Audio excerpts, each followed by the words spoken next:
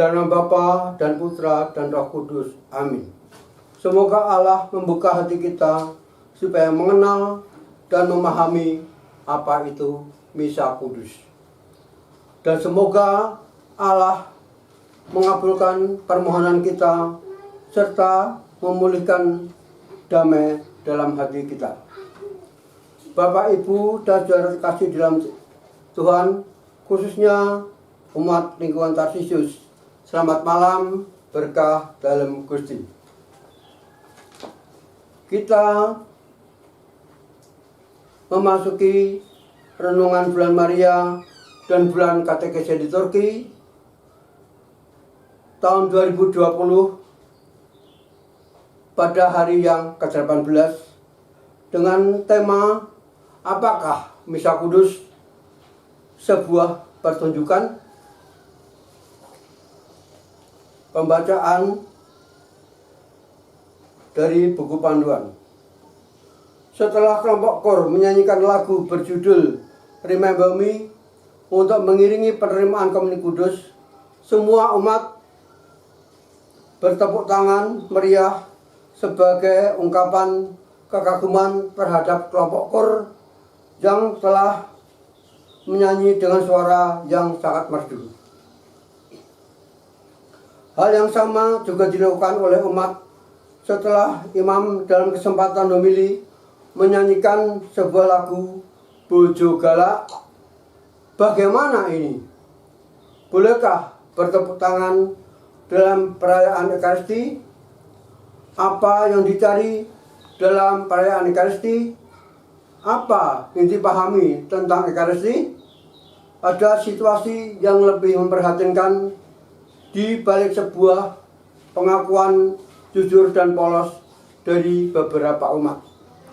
Romo, saya ingin ikut misa tetapi tidak jadi karena harus pakai tiket dan tiketnya mahal. Perayaan Ekaristi bukanlah pertunjukan atau tontonan atau permainan panggung. Perayaan Ekaristi adalah perayaan iman gereja, yakni perayaan untuk mensyukuri karya penyelamatan Allah yang terlaksana melalui Yesus Kristus dalam kesatuan dengan Roh Kudus. Dalam perayaan Ekaristi, umat beriman ingin mengalami dan merasakan kehadiran Tuhan dan tinggal dalam kasih-Nya.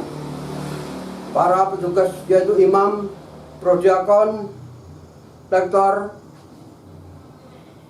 pemazmur, mejinar, kur, dan kolektan dalam melaksanakan tugas dan perannya masing-masing mesti membantu umat agar memperoleh apa yang dirindukannya, masuk dan menghayati misteri yang dirayakannya. Perayaan Ekaristi adalah perayaan iman seluruh umat, bahkan seluruh gereja semesta yang bersatu dalam iman, dalam kesatuan dengan tubuh mistik Yesus Kristus. Misa Kudus bukanlah panggung pertunjukan, panggung cari nama, ketenaran, dan kekaguman. Perayaan Ekaristi bukanlah tempat untuk stand up comedy, juga bukan acara untuk one man show. Perayaan Ekaristi bukanlah waktu untuk menikmati guyon maton, melihat pertunjukan paduan suara. Sebaliknya, Ekaristi mesti dirayakan dengan penuh hormat, khidmat, agung, dan berdaya makna sesuai martabat misteri iman yang dirayakan.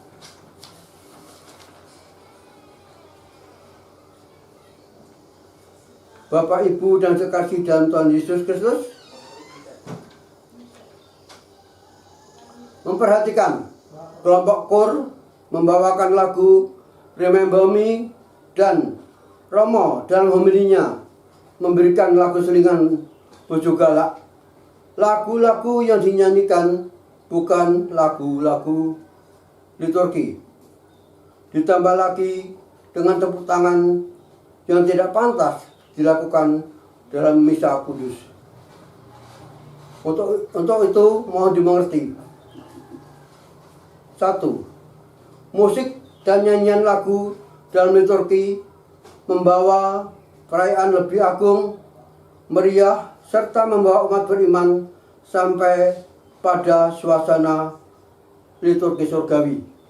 MS 5. Gereja tidak menolak jenis musik, lagu, ibadat yang beragam, namun jenis musik dan lagu tersebut harus sesuai dengan jiwa perayaan liturgi, selaras dengan hakikat liturgi, dan tidak menghalangi partisipasi aktif umat beriman. MS 9. 3. Nyanyian selama perayaan liturgi bukan hanya milik kelompok saja atau bahkan seorang penyanyi, tetapi seluruh umat yang hadir adalah yang memuji Allah lewat lagu-lagu liturgi. Dari contoh kejadian yang ditampilkan pada hari ke-18, kita dapat menjawab bahwa perayaan Ekaristi atau misa kudus bukan suatu pertunjukan. Sejarah misa kudus dalam Injil Markus, Matius, dan Lukas disebut penetapan perjamuan malam. Apakah para murid yang pada malam itu makan bersama Yesus memahami sabdanya, "Inilah tubuhku, inilah darahku"? Karena yang diterima para murid sepotong roti dan secawan anggur. Kedua, murid-murid atau pengikut Yesus mengalami penganiayaan. Oleh sebab itu, dalam perjamuan malam dilakukan di goa dengan penggunaan penerangan lilin. 3.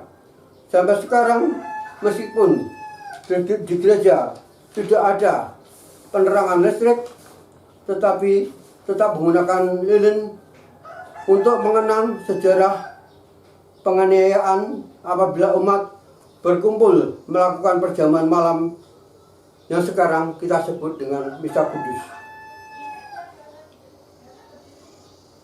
Kalau misa kudus bukan sebuah pertunjukan, jawabnya 1. Misa kudus adalah suatu mukjizat dan anugerah paling besar. 2. Misa kudus merupakan puncak dan sumber hidup orang beriman. LG 11. 3. Melalui misa kudus terlaksanalah karya penebusan umat manusia. SC 2. Misa kudus merupakan perwujudan tertinggi liturgi. SC 41. Misa 5. Misa kudus menjawab sumber rahmat menuju pengudusan manusia dan pemuliaan Allah. SC 10. Saya mengimbau, 1. Dari hati yang paling dalam, marilah mohon pengampunan kepada Tuhan apabila menganggap misa kudus sebagai suatu peristiwa biasa. Kedua, hadirilah misa kudus dari awal sampai berkat pengutusan. Itulah sebabnya kita perlu datang sebelum misa kudus dimulai agar dapat mempersiapkan diri dengan baik. 3. Penting menerima berkat pada agen misa kudus supaya kita mampu mengemban tugas pengutusan dalam tugas sehari-hari.